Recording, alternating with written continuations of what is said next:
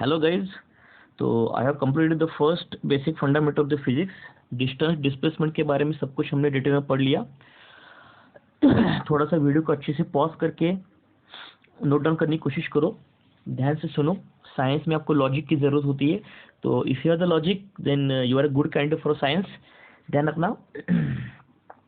चलिए, अब next point हम लोग जो पढ़ रहे हैं वो है स्पीड और वेलोसिटी। तो देखो बच्चों, स्पीड क्या होता है ना, डिस्टेंस अपॉन टाइम होता है, और वेलोसिटी क्या होता है ना, डिस्प्लेसमेंट अपॉन टाइम होता है। तो ध्यान रखना, डिस्टेंस हमारा मीटर में होता है और डिस्प्लेसमेंट भी मीटर में होता है। समझिए बात, डिस्टेंस मीटर में होता है और डिस्प्लेसमेंट भी मीटर में होता है। समझिए बात। सिर्फ स्पीड को जब आप बोलोगे तो डिस्टेंस अपॉन टाइम, तो स्पीड का जो यूनिट होगा वो मीटर पर सेकंड होगा ना, टाइम सेकंड में होता है। और वेलोसिटी क्या होता है, डिस्प्लेसमेंट अपॉन टाइम, तो वेलोसिटी का भी यूनिट क्या होगा, मीटर पर सेकंड हो जाएगा। समझ रहे बात, वेलोसिटी का यूनिट क्या हो जाएगा, मीटर पर सेकंड हो जाएगा। समझ रहे बात। अब देखो, जो डिस्टेंस और डिस्प्लेसमेंट के बीच में जो डिफरेंस है ना, वही एग्जैक्टली सेम डिफरेंस स्पीड और वेलोसिटी के बीच में है। कैसे? डिस्टेंस स्केलर क्वांटिटी है तो स्पीड भी क्या होगा, स्केलर क्वांटिटी होगा। Velocity vector, displacement vector quantity, तो वेलोसिटी भी क्या होगा, वेक्टर क्वांटिटी होगा। समझ रहे बात, वेलोसिटी क्या होगा, वेक्टर क्वांटिटी होगा। You got the idea clear? तो बस इतना सा पार्ट आपको ध्यान रखना है कि स्पीड और वेलोसिटी का यूनिट जो होगा वो मीटर पर सेकंड होगा, और दोनों का फॉर्मूला में डिफरेंस इतना आता है कि दोनों के फॉर्मूला में स्पीड में आता है डिस्टेंस और वेलोसिटी में आता है डिस्प्लेसमेंट। बस distance upon time, displacement upon time, distance upon time, displacement upon time. ठीक है। अब देखो, अब मान के चलो तो ये तो बहुत ही आसान पार्ट था, इसमें कोई आपको दिमाग लगाने की जरूरत नहीं है। Are you getting this idea clear? तो अगर मैं इसका आपको वेलोसिटी और इसका अगर मैंने आपको एग्जांपल दे दिया, तो इसका एग्जांपल हम लोग यहाँ पे पढ़ सकते हैं, है ना। चलो, एक सर्कुलर मोशन हम लोग कंसिडर करेंगे। क्या कंसिडर करेंगे, सर्कुलर मोशन, है ना। अब आप सोच के देखो, इस सर्कुलर मोशन में एक पार्टिकल है, ऐसे यहाँ पे पार्टिकल है ना, वो एंटी क्लॉकवाइज मोशन दिखा रहा है। क्या दिखा रहा है, एंटी क्लॉकवाइज मोशन दिखा रहा है। पार्टिकल एक एंटी क्लॉकवाइज यहाँ पे मोशन आपको दिखा रहा है ना। तो इस पार्टिकल का सर्कुलर मोशन में अगर आपको वेलोसिटी चाहिए ना, तो फिर से वही काम करो। सर्कल पर समझ लो, इस पॉइंट पर आपने एक टेंजेंट ड्रॉ किया, तो आपको एक इस पॉइंट पर एक वेलोसिटी मिलेगा, है ना, वेलोसिटी मिलेगा। अगर वो पार्टिकल यहाँ पे आ गया, यहाँ पे आ गया, तो इस पॉइंट पर फिर से एक टेंजेंट ड्रॉ करो, जो रेडियस को कैसा होता है, परपेंडिकुलर होता है ना। टेंजेंट रेडियस को कैसा होता है बच्चों, परपेंडिकुलर होता है। तो पार्टिकल का वेलोसिटी ये होगा। जब वो पार्टिकल सर्कुलर मोशन में यहाँ पे आएगा तो उसका वेलोसिटी ये होगा।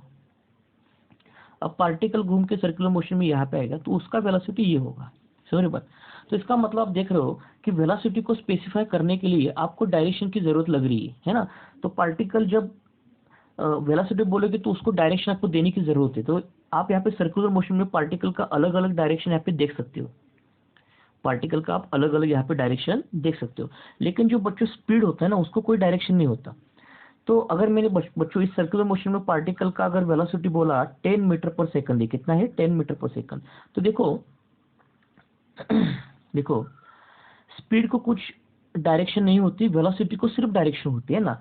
तो जो हमने डिस्टेंस और डिस्प्लेसमेंट के बारे में जो डिफरेंस पढ़ा था ना, वही सेम डिफरेंस यहाँ पे स्पीड और वेलोसिटी के बीच में होगा, है ना।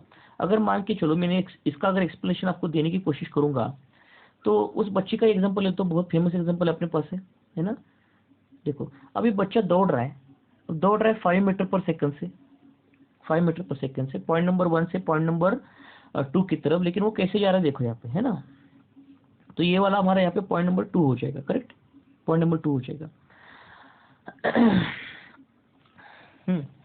तो बच्चा दौड़ रहा है कांस्टेंट वेलोसिटी से। कैसे दौड़ रहा है, कांस्टेंट वेलोसिटी से, है ना, कांस्टेंट वेलोसिटी से दौड़ रहा है।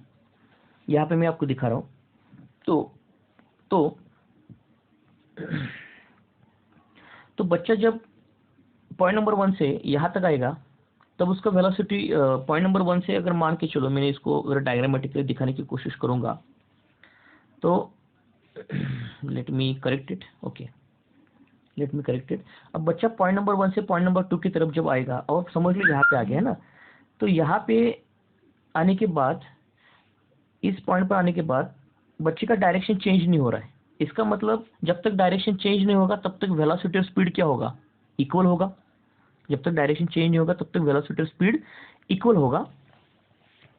लेकिन जब जब बच्चा अगर यहाँ पे डायरेक्शन चेंज करेगा तब उस केस में वेलोसिटी और स्पीड इक्वल नहीं होगा, क्योंकि वेलोसिटी वेक्टर क्वांटिटी होता है, स्पीड क्या होता है, स्केलर क्वांटिटी होता है। बस ये ज़्यादा इसके एक्सप्लेनेशन में अपने को जाने की जरूरत नहीं है। सिर्फ मैं आपको बता क्या रहा हूँ कि जो वेलोसिटी और स्पीड के बीच में जो डिफरेंस है ना, वही सेम डिफरेंस डिस्टेंस और डिस्प्लेसमेंट के बीच में है। Getting this idea clear? तो इसीलिए हम लोग क्या कर रहे हैं कि स्पीड को लिख रहे डिस्टेंस अपॉन टाइम और वेलोसिटी को लिख रहे डिस्प्लेसमेंट अपॉन टाइम। समझ रहे बात क्या बोल रहा हूँ? You understand this idea clear? Okay. तो इस तरीके से आप इस वाले क्वेश्चन को कर सकते हो। चलिए, अब यहाँ पे मैंने कुछ एग्जांपल ले लिया है ना, एग्जांपल ले लिया। अब देखो, एक कार है, राइट हैंड साइड में जा रही है, राइट हैंड साइड में, तो उसका स्पीड है 25 मीटर पर सेकंड, लेकिन उसका वेलोसिटी होगा +25 मीटर पर सेकंड। प्लस क्यों? क्योंकि ये कार जा रही है अलोंग पॉजिटिव एक्स एक्सिस। और उसके बाद कार अब लेफ्ट हैंड साइड में जा रही है, लेकिन तब भी उसका स्पीड उतना ही रहेगा 25 मीटर पर सेकंड, क्योंकि स्पीड को कोई प्लस माइनस नहीं लिखना, क्योंकि स्पीड कोई वेक्टर क्वांटिटी नहीं होता, स्पीड एक स्केलर क्वांटिटी होता है, तो स्पीड को कभी प्लस माइनस नहीं लिखना। लेकिन अब वेलोसिटी नेगेटिव हो जाएगा। क्यों? क्योंकि वेलोसिटी नेगेटिव इसलिए हो रहा है क्योंकि कार मूव कर रहा है नेगेटिव एक्सिस के डायरेक्शन में। बस इतना सा अगर आपको पार्ट समझ में आ गया, जो वेक्टर क्वांटिटीज होती है उनको डायरेक्शन देना पड़ता है, तो डायरेक्शन वो पॉजिटिव भी हो सकता है, नेगेटिव भी हो सकता है। लेकिन स्केलर क्वांटिटी कोई डायरेक्शन नहीं होता, तो उसको कोई प्लस माइनस लिखने का मतलब नहीं बनता है ना। अब स्केलर क्वांटिटी का एग्जांपल ले लेंगे मास। अब बताओ, मास अगर मैंने बोला एक स्फीयर का 10 kg है, तो मास को आप माइनस प्लस ऐसे कर लिख सकते हो क्या? नहीं, वो प्लस माइनस वो डायरेक्शन की वजह से आ रहा है। आपका कार्टेशियन कोऑर्डिनेट सिस्टम है ना, positive X axis, negative X axis, वो वाला part. Are getting this idea clear? एक बार ये आपको समझ में आ गया तो बस, this is our last video of the today's lecture. अच्छे से इसको पॉज करके वीडियो को पढ़ लेना, ध्यान से सुन लेना इसको कैसे करना है। Thank you so much. इसके बेसिस पर मैं आपको कुछ क्वेश्चन अभी दे दूंगा, उसको सॉल्व करो।